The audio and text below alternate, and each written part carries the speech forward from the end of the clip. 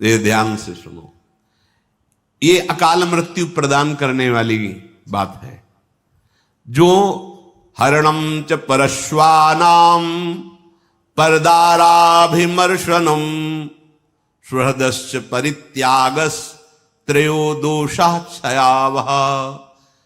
आयु नष्ट हो जाती। मान लो आपकी 80 वर्ष की आयु निश्चित की गई, अब आपने ऐसे आचरण शुरू कर दिए तो आपकी आयु नष्ट होना प्रारंभ हो जाएगी, आप अकाल मृत्यु के शिकार हो जाएंगे। क्या? दूसरे की स्त्री को फुसला करके विश्वासघात, मान लो उसके पति से मित्रता की, बड़ा विश्वास दिलाया और उसकी स्त्री का दुर्वासना का खेल, अब आपकी आयु नष्ट होगी। देख लो, इतिहास साक्षी है, नष्ट होना पड़ा। आप क्या चीज हो? जो बड़े बड़े तपस्या से के धनी थे, रावण आदि, विनाश हो गया। कुंभकर्ण जब जगा तब यही कहा, तेरी बुद्धि नष्ट हो गई, जब तू हरण करके लाया था उसके पहले क्यों नहीं पूछा?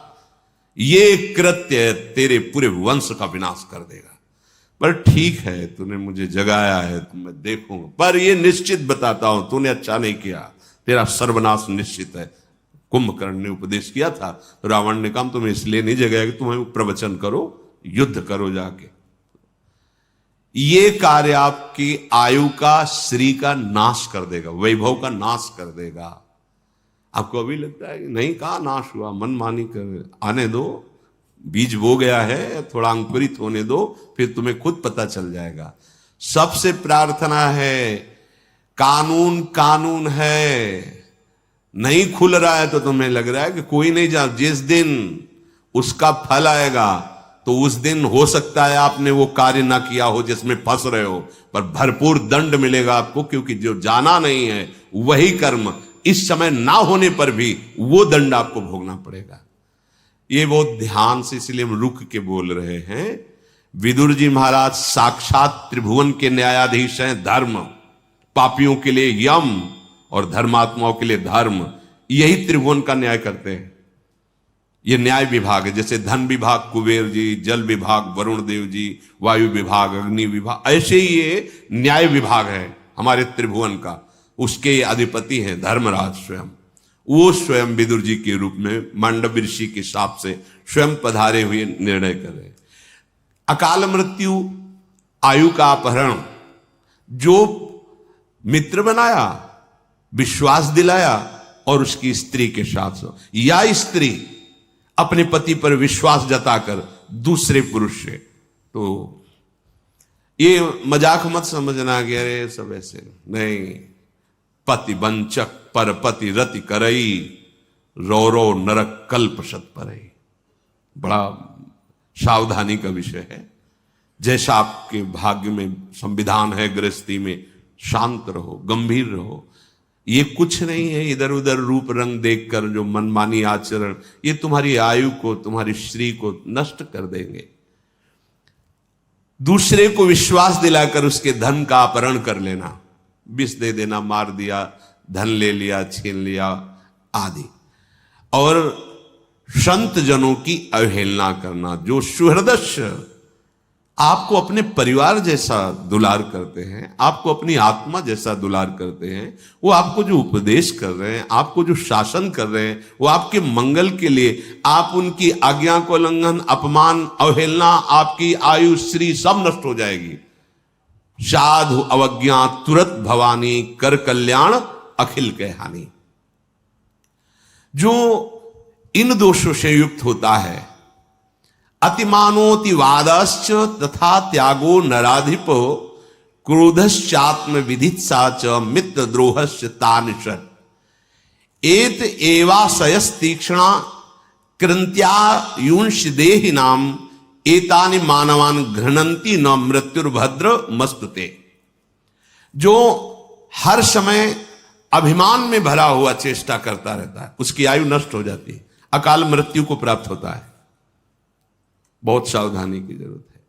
हर समय जो अभिमान में भरा हुआ है और हर समय कटु वचन बोलता हुआ अधिक बोलता ही रहता है, जिसमें विषयों के त्याग का बिल्कुल अभाव है, मतलब घोर विषयी है, और जो क्रोध करके ही व्यवहार करता है, जरा सी बात हुई। जो केवल अपनी जवान, अपनी जनेंद्री पेट के पालने में ही चिंतित है, कैसे भोग भोगूं, कैसे पाऊं, चाहे वो मांस खाना पड़े, चाहे वो कुछ भी, कैसा भी। और जो प्रिय शिक्षा देने वाले मित्रों से द्रोह करता है, तीखी तलवार जैसे अंगों को काट देती है, ऐसे ये आचरण उसकी आयु को छीण कर देते हैं और वो मृत्यु को प्राप्त हो जाता है, अकाल मृत्यु को प्राप्त हो जाता है। अत्यंत अभिमान में भरे रहना, बहुत गलत सलत वाणी से बोलते रहना, बिल्कुल विषयों के त्याग का अभाव, अर्थात घोर विषयी, घोर क्रोधी, जो जवान और जनेंद्री, रसेंद्री और जनेंद्री का ही लंपट है, जो उत्तम शिक्षा देने वाले मित्रों से द्रोह करता है, तो जैसे तीखी तलवार अंगों को काट देती है, ऐसे ये आचरण उसकी आयु को नष्ट कर देते हैं, वो अकाल मृत्यु को प्राप्त होता है।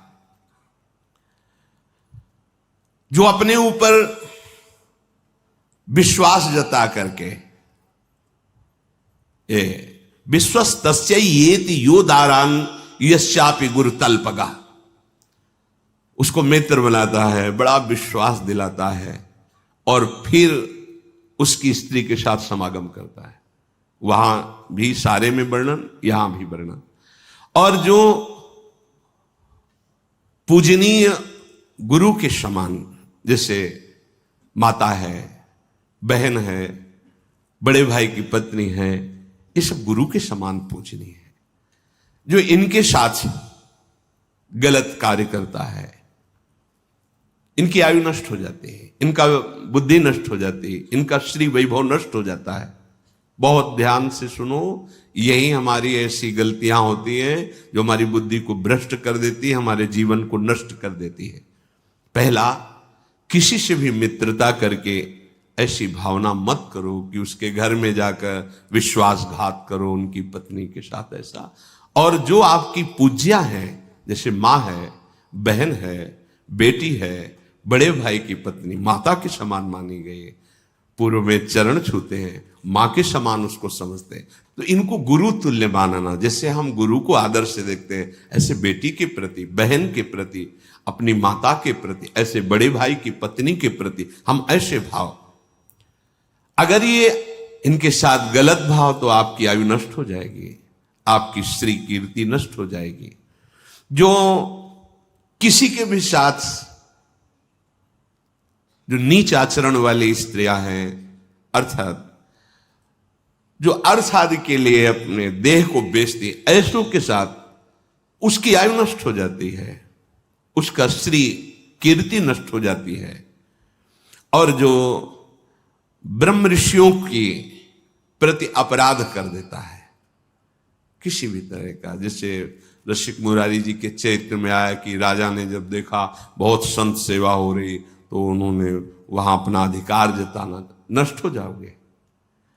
जो भागवत धर्म की सेवा में भागवत भाव को प्राप्त हुए जन है, तो सारा वैभव उनके चरणों में लुटता है। यदि आप शासक होकर, बड़े अधिकारी होकर, या आप बलवान होकर उसका अपहरण करते हैं, तो आपकी आयु नष्ट हो जाएगी, आपका श्री तेज पुण्य नष्ट हो जाएगा।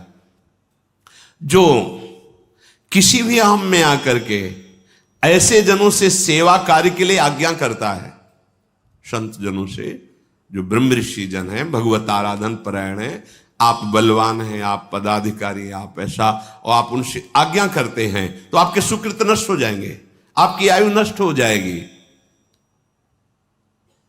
जो आपकी शरण में आ गया है, अब चाहे अपने प्राण देने पड़े, पर उसका अहित नहीं होने देंगे।